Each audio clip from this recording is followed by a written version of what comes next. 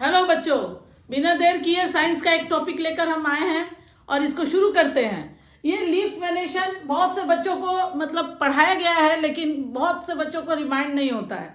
तो इसको आप ध्यान दीजिए। रोज देखते हैं लेकिन फिर भी आप समझ नहीं पाते हैं।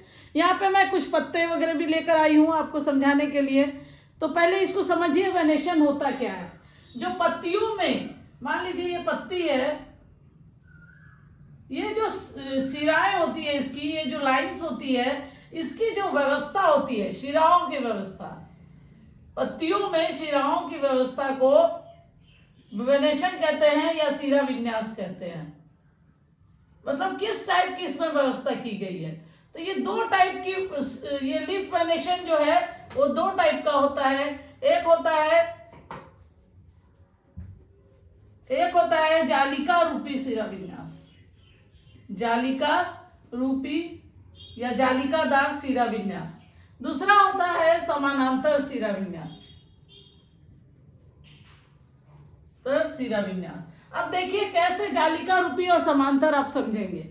जब इस पत्तों में ऐसे शिराएं होती है और उसके बाद इसमें कटिंग होती है, ऐसे ऐसे बहुत सारी जब शिराएं इधर उधर निकली होती है, तो इसको हम कहते हैं जालिका रूपी शिरा विन्यास। क्या कहते हैं? जालिका रूपी शिरा विन्यास। इस तरह के पौधे बहुत जगह पाए जाते हैं, जैसे गुलाब के पौधे, अड़हुल के, गुड़हल के पौधे। तो ये सब पौधे के पत्ते जालिका रूपी शिरा विन्यास के होते हैं। फिर गेहूं का पत्ता ले लेंगे आप या घास का पत्ता ले लेंगे तो आपका शिरा विन्यास ऐसे होता है, समानांतर होता है। तो ये आ जाएगा आपका समानांतर शिरा विन्यास में। इस फिगर को यहाँ बना देते हैं समानांतर के पास।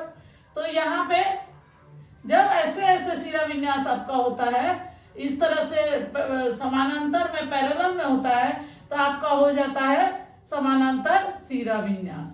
तो इस तरह से आप पत्तियों को देख के हम पहचान सकते हैं कि वो कौन सा शिरा विन्यास है। अब इस शिरा विन्यास के आधार पर पहले एग्जाम्पल देख लेंगे। इसका एग्जाम्पल मैंने बताया कि आपका गुलाब हो जाएगा, लगभग पौधे इसका एग्जाम्पल हो जाते हैं। आम हो जाएगा आपका, गुड़हल हो जाएगा, या अड़हुल भी बोलते हैं हम लोग अपने लैंग्वेज में, तो हिबिस्कस, ये सब हो जाएगा। समानांतर में आपका आ जाएगा गेहूं, मक्का, घास।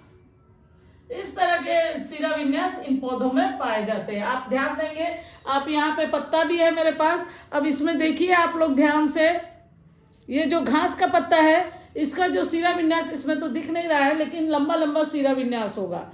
और ये जो बाकी गुलाब का पौधा है या अड़हुल का पौधा है, इसमें का शिरा विन्यास देखिए आपको जाली जाली जैसा दिखाई देगा। आप अपने घर में एक पत्ता लेके इसको देख सकते हैं।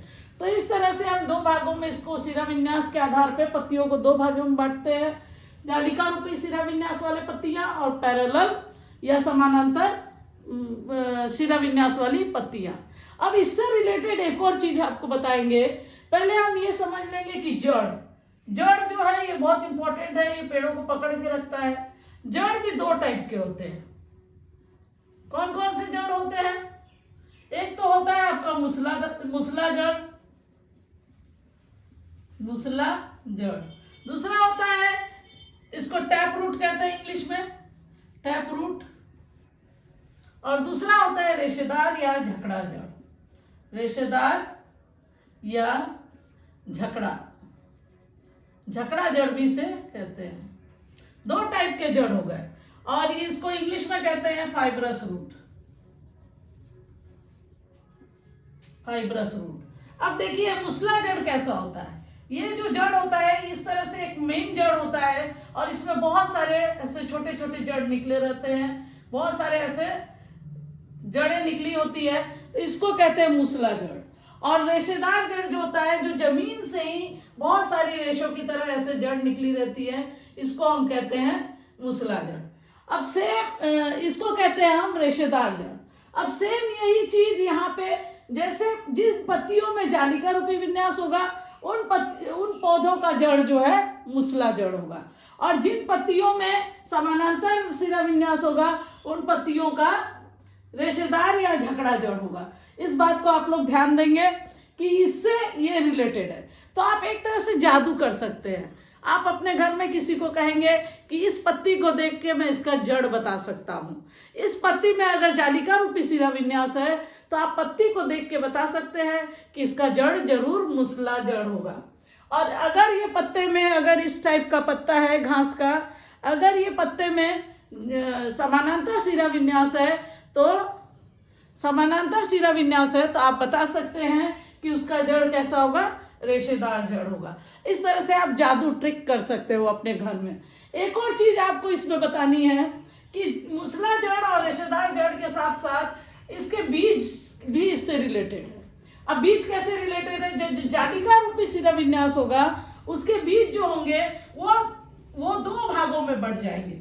मान लो ये चना का बीज है, चना को जब हम सोख कर देते हैं या फुला देते हैं तो इसमें से जो बीज को जो आवरण खोलते हैं, बीज का जो कवर खोलते हैं, तो यहाँ पर